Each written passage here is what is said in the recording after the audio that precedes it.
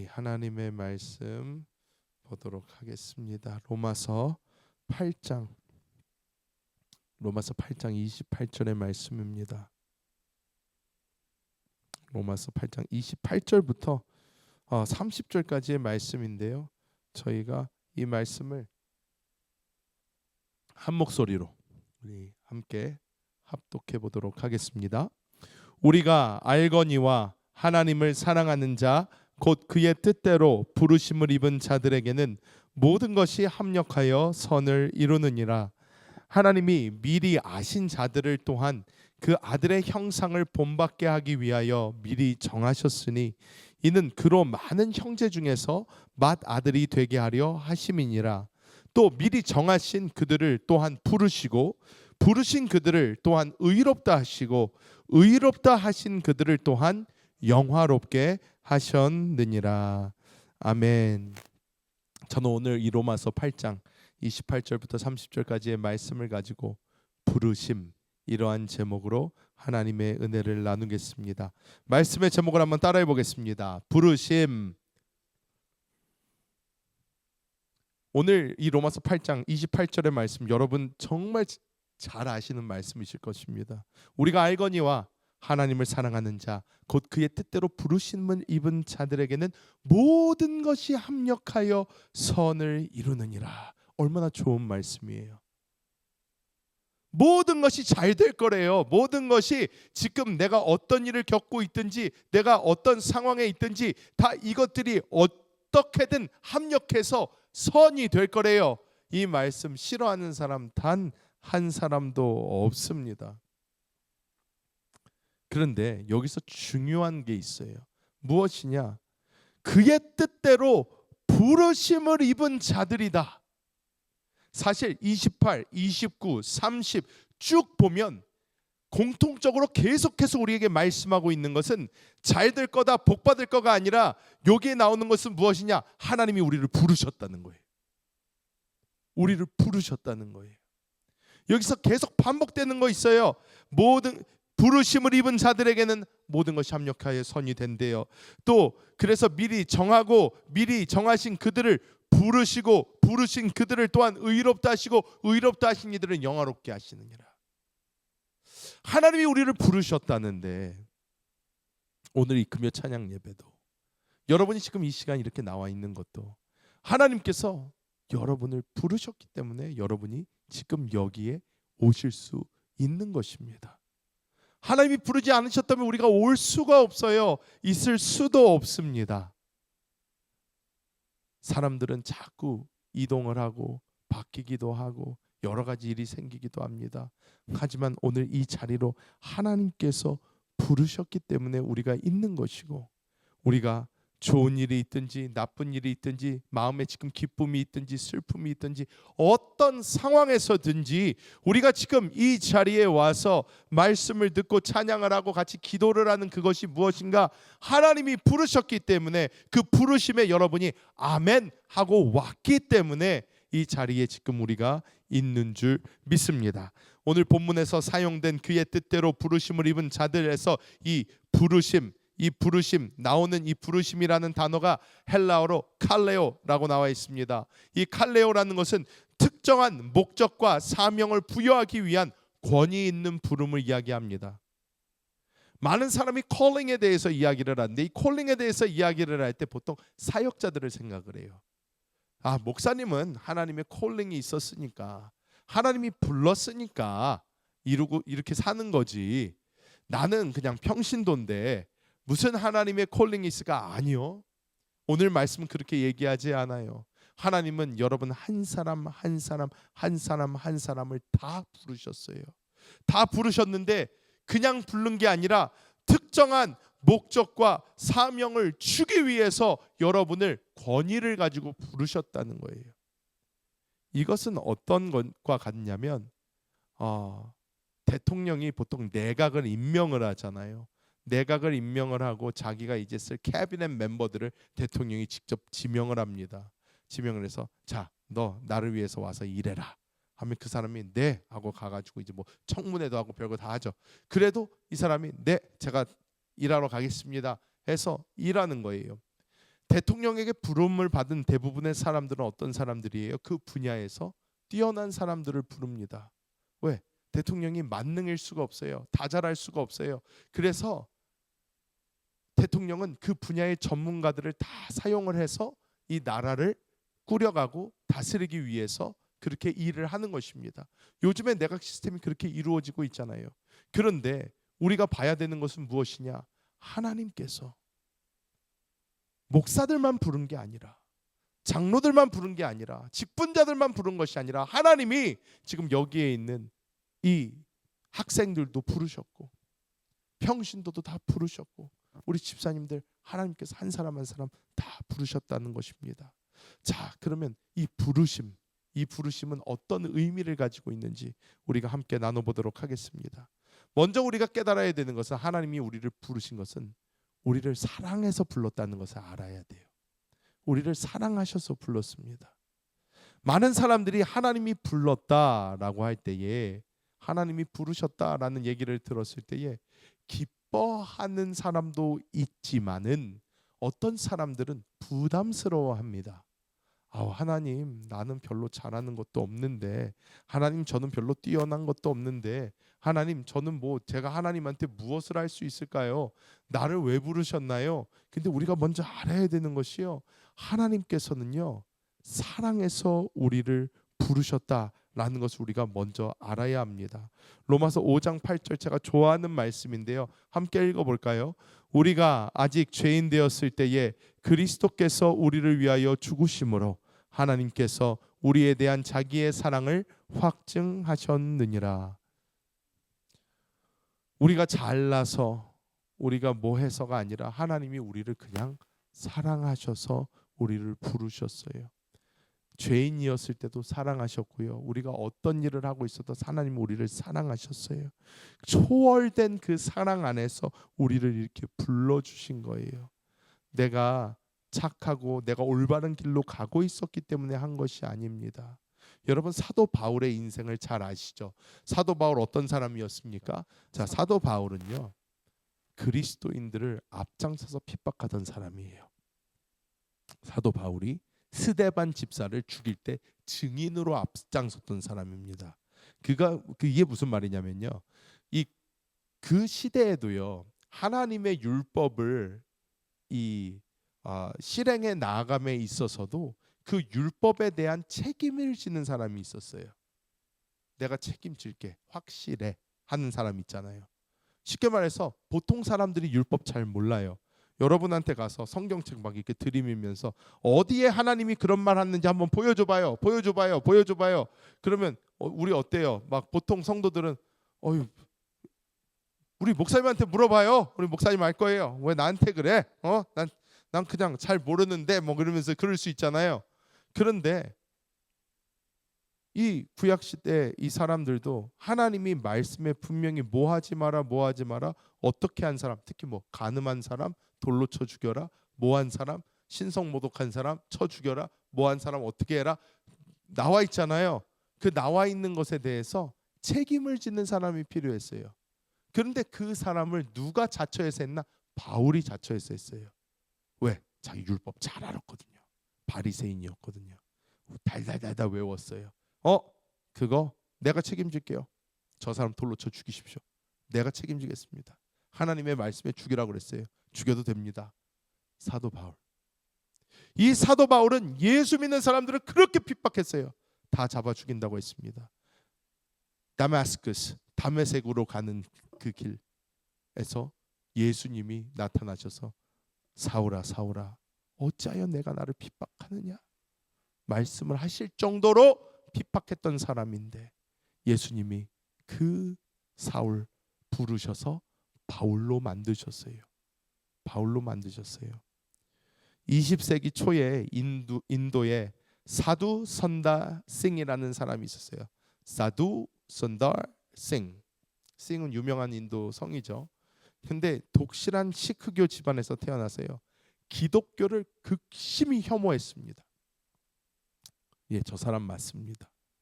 선교사들을 조롱하고 성경을 불태우는 일에 앞장을 섰어요.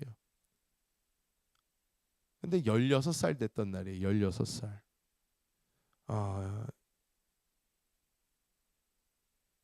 이 사람이 진짜 신은 무엇인가? 나의 삶의 목적은 무엇인가? 내가 도대체 왜 이러고 사는 것인가?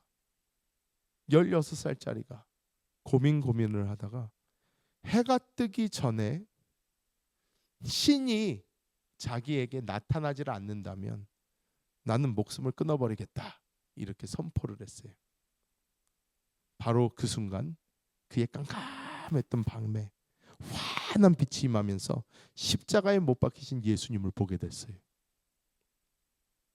그 예수님이 뭐라고 하셨나? 너는 나를 핍박하면서 왜 나를 찾고 있니? 라고 말씀을 하셨다고 합니다. 사도 바울과 비슷하죠. 이 사람은 어렸을 때부터 예수 믿는 사람들을 조롱하고 핍박하고 성경책 태워버리고 찢어버리고 했어요.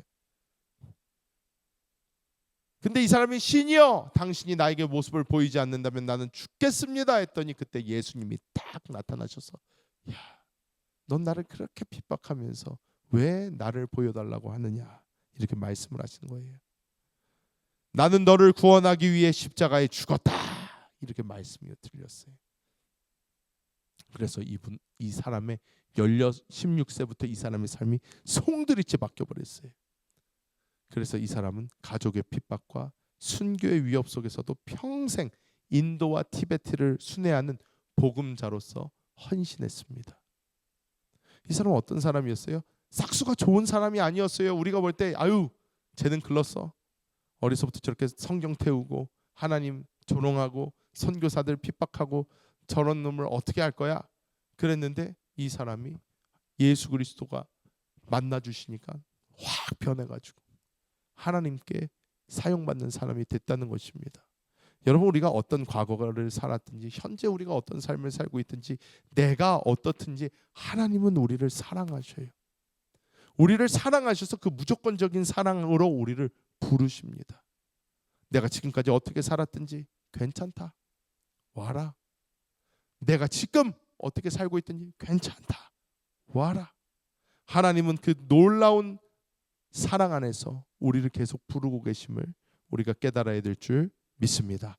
두 번째로 그냥 부르시지 않아요. 사랑해서 무작정 부르시지 않고 반드시 책임지려고 부르십니다. 책임지는 부르심입니다.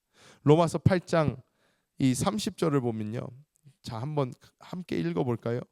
또 미리 정하신 그들을 또한 부르시고 부르신 그들을 의롭다 하시고 의롭다 하신 그들을 또한 영화롭게 하셨느니라 이렇게 말씀을 해요. 영화롭게 하셨다. 영화롭게 하셨느니라 라는 이 말을 정확하게 이 헬라어로 보면 어떤 의미냐면 이런 의미예요. 미래에 우리가 영광스러운 존재가 될 것이다 라는 약속을 넘어서 그리스도 안에서 우리의 영화로움이 이미 확정됐다 라는 의미예요. 이미 약속됐다. 끝났다. 이미 확정됐다. 이건 변하지 않는 사실이다. 여러분 저는 성경을 읽을 때마다 소름이 돋는 것이 있는데 무엇이냐면 우리는요 사람은 시간 속에서 살아요. 시간 속에서 살기 때문에 우리는 바로 1시간 뒤에 무슨 일이 일어날지도 몰라요. 여러분 살면서 가장 놀라셨을 때 기억나십니까? 살면서 가장 충격받았을 때. 저는 그 이벤트가 한 이벤트가 아직도 기억이 나요. 이거를 얘기하면 어린 친구들은 저게 무슨 소리지 할 것이고 이 날이 기억이 나시는 분이 또 계실 거예요. 김일성이 죽었을 때 김일성이 죽었다라는 뉴스를 들었을 때 그 충격 아직도 잊을 수가 없어요. 그때 제가 아직 어렸어요. 아직 어렸는데 김일성이 죽었대 해서 그때 막 사람들이 뛰어나면서 저 김일성이 죽었대, 김일성이 죽었대, 김일성이 죽었대. 근데 저는 어렸을 때도 약간 그런 걸 좋아했나 봐요. 이 정치랑 이런 걸 좋아했나 봐요. 그래서 얼마 후에 어떤 회담을 하기로 했던 것 같은데 통일회담 같은 거를 해서 이렇게 대통령이랑 만나가지고 회담을 하기로 한 것으로 기억이 나는데 그래서 그거를 잘 되면 통일이 될 수도 있다. 뭐 이런 소리를 막 하고 있는데 갑자기 김일성이 죽었대요. 근데 제가 그때 어디 있었냐면 사이판에 살았어요. 그때 제가 한국에 없었어요. 근데 사이판에 살았는데 그러고 나면서 이제 어른들이 걱정스럽게 하는 얘기들이 옆에서 막 들리기 시작을 합니다. 와, 전쟁 나는 거 아니야? 전쟁 나는 거 아니야? 그 얘기를 가장 많이 했었어요. 전쟁 나는 거 아니야? 김일성 죽었으니까 이제 전쟁 나는 거 아니야? 이런 얘기 많이 합니다. 왜? 계속 모르니까. 그때 막 무슨 뉴스가 발달한 것도 아니고 인터넷이 있었던 것도 아니잖아요. 그때 막 그런 깜깜한 시대에 TV랑 라디오만 가지고 막 듣는데 김일성이 죽었다는 거예요. 근데 우리가 다 알죠. 어떻게 해요? 김정일이 잘 물려받아가지고 또 오래 해먹다가 이제는 김정은이까지 와가지고 또 오랫동안 하고 있습니다. 근데 그때만 해도요, 끝나는 줄 알았어요. 그때만 해도요, 뭐 북한이 무너져 내리는 줄 알았어요. 그때만 해도 전쟁이 막 나는 줄 알았어요. 왜? 우리는 한 치 앞도 내다볼 수가 없기 때문에 무슨 일이 일어날지 몰라요. 또 여러분 기억나십니까? 1999년 12월 31일에서 2000년 1월 1일로 딱 넘어가는 그때 뉴 밀레니엄. 와우. 즉 여기 애들 안 태어났어요. 그러니까 얘는 몰라요. 와, 근데 저는 기억나거든요. 사람들이 다 쫄아 있었어요. 왜 쫄아 있었어요? 컴퓨터들 다 셧다운 될 거다. 난리 날 거다. 막 세상 1999, 1900에서 계속 있다가 2000으로 새로 딱 넘어가면서 모든 시스템이 막 다 페일하고 새 인류의 종말이 올 것이다 막 하면서 난리가 났었어요. 그래서 우리는 여느 때와 같이 송구영신 예배 드리고 2000년 해도 아무 소리 일 없고 할렐루야 하고 예 하고 됐지만 그때도 기억이 참 많이 나요. 왜? 2000년이 됐을 때 어떤 일이 있을지 모르니까.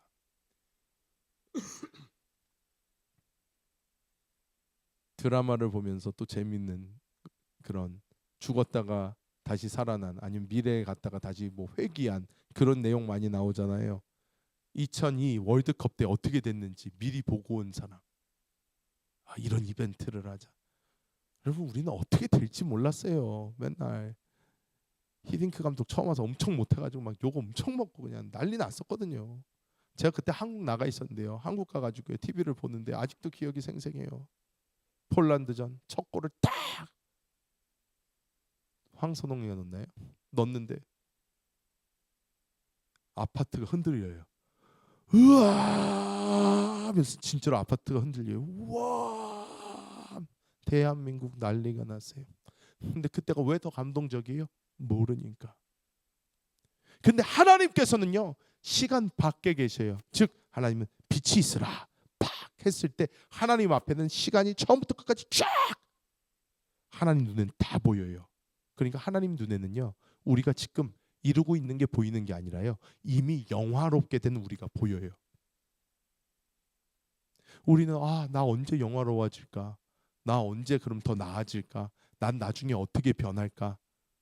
하나님 눈에는요 이미 그리스도 예수의 형상으로 영화롭게 된 우리의 모습이 보인다는 거예요. 그건 이미 정해졌다는 거예요. 끝났다는 것입니다. 그래서 이것은 우리가 기억해야 되는 것이 무엇이냐? 하나님 안에서 우리는 이미 하나님이 책임진 사람들이에요.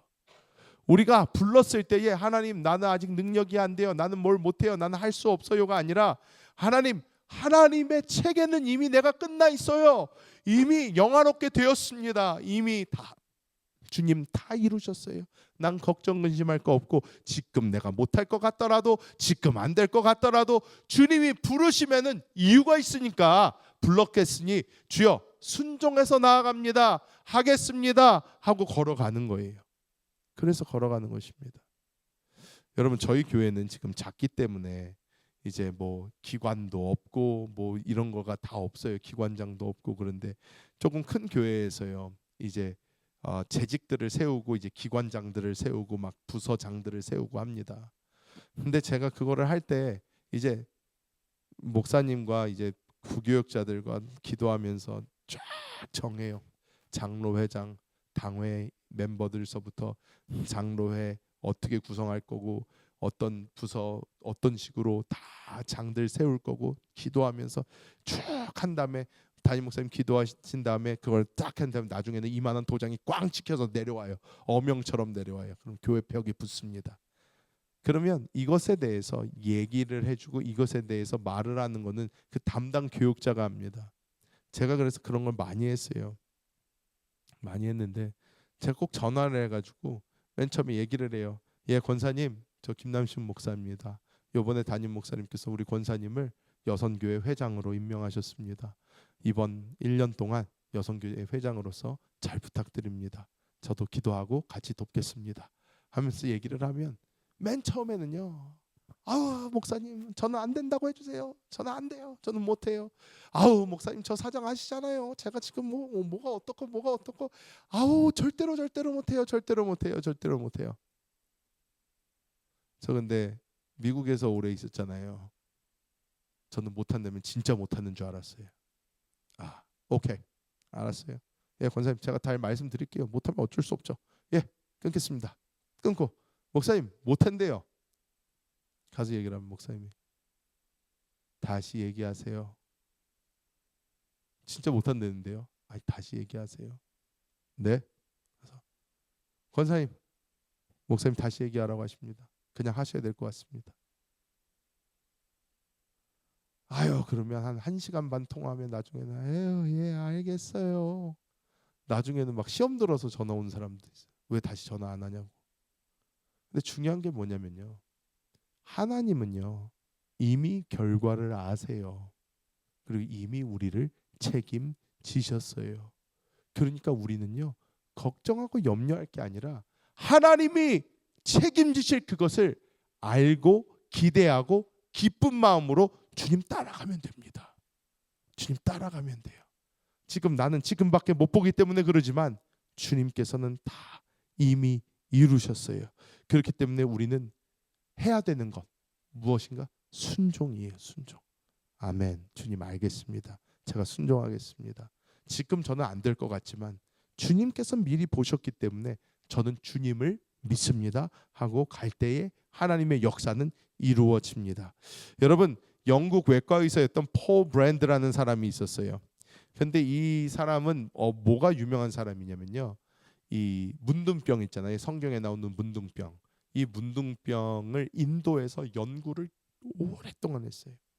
이 신의 저주라고 불리던 병이에요. 왜? 성경에서부터 그렇게 계속 나오던 거잖아요.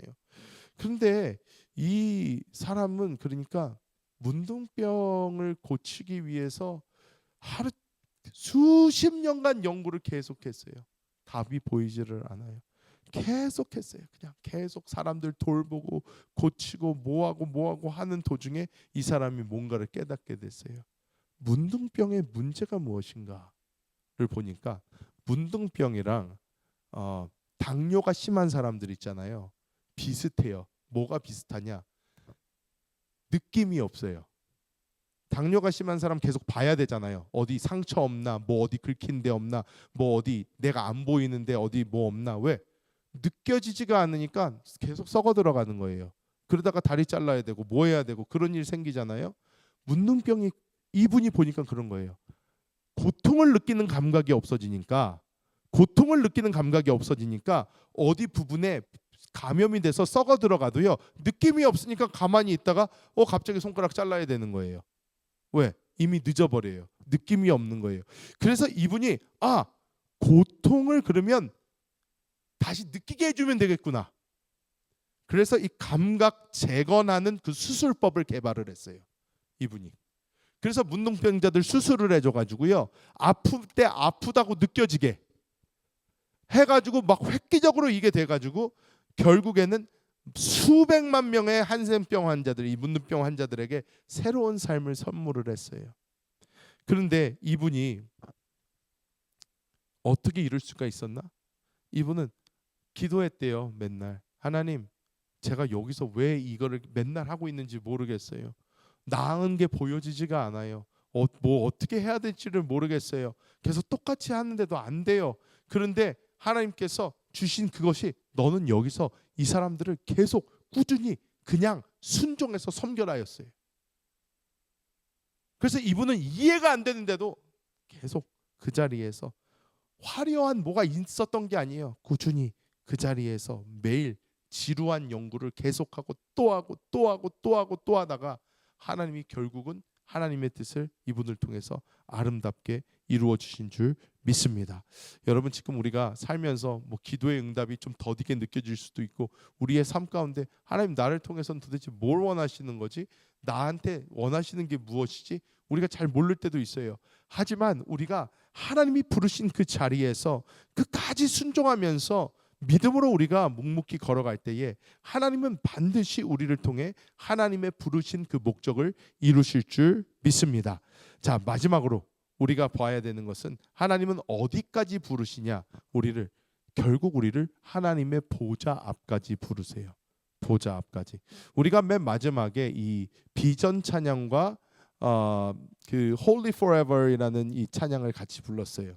근데 이 찬양 두 개가 다 같이 보여주는 이미지가 똑같은 이미지예요. 어디냐면 맨 마지막에 요한계시록에 나오는 그 모습이거든요. 계시록 4장 9절에서 10절 우리 함께 읽어볼까요? 그 생물들이 보좌에 앉으사 세세토록 살아계시는 이에게 영광과 존귀와 감사를 돌릴 때에 24 장로들이 보좌에 앉으신 이 앞에 엎드려 이에게 경배하고 자기의 관을 보좌 앞에 드리며, 그러니까 이 보좌에 앉으신 어린 양을 찬양하고 찬양하고 찬양하고 찬양하고 찬양하는 거예요. 천사들 계속 그룹 천사들 돌아다니면서 찬양하고 있죠. 나중에는 우리가 올라가서 그분을 보면서 그분을 그 발 앞에 찬양하는 거예요. 그분 영광 돌리는 거예요. 이때까지 하나님은 부르신단 말이에요. 자, 이게 왜 중요한가? 이게 왜 중요한가? 우리는요, 자꾸 우리의 시선이요, 땅으로 갑니다. 땅으로 가요. 내가 이 땅에서 어떻게 살아야지? 이 땅에서 어떻게 하면 뭘 어떻게 하지?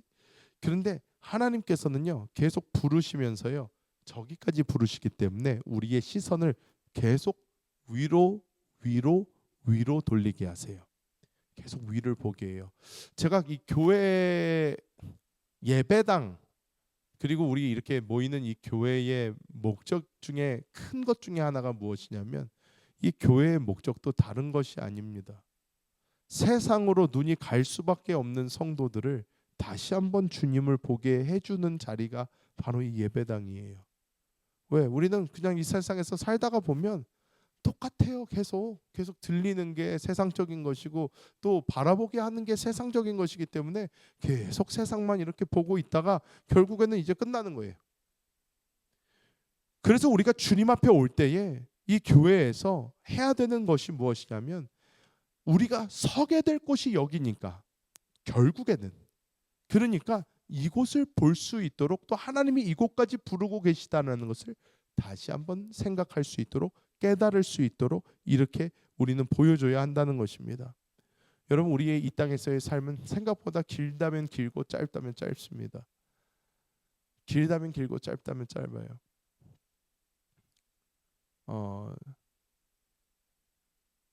언제 하나님이 우리를 어느 자리에서 어떻게 부르실지는 아무도 모릅니다. 아무도 모릅니다. 우리는 내일을 준비하고 내년을 준비하고 5년 뒤, 10년 뒤를 준비할 수도 있지만 하나님께서 언제 어떻게 우리를 불러가실지는 아무도 모르는 거예요. 근데 우리는 반드시 알아야 되는 것은 저 자리에 우리가 있을 거라는 것입니다. 때문에 우리는 오늘을 살면서도 저곳에 설 나의 모습을 바라보며 저곳에 섰을 때 내가 어떤 삶을 주님께 살았어야 저곳에 올바로 설 수 있겠는가를 고민해 봐야 된다는 거예요. 그걸 고민해 봐야 됩니다.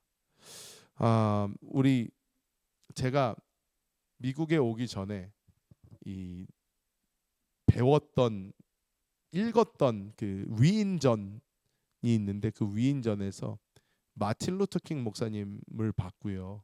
그리고 거기에 여자 흑인 한 명이 또 나왔었어요. 그 흑인이 누구냐면 메리앤 앤더슨이라는 사람입니다. 저분 그 위인전을 읽었어요. 제가 미국 오기 전에.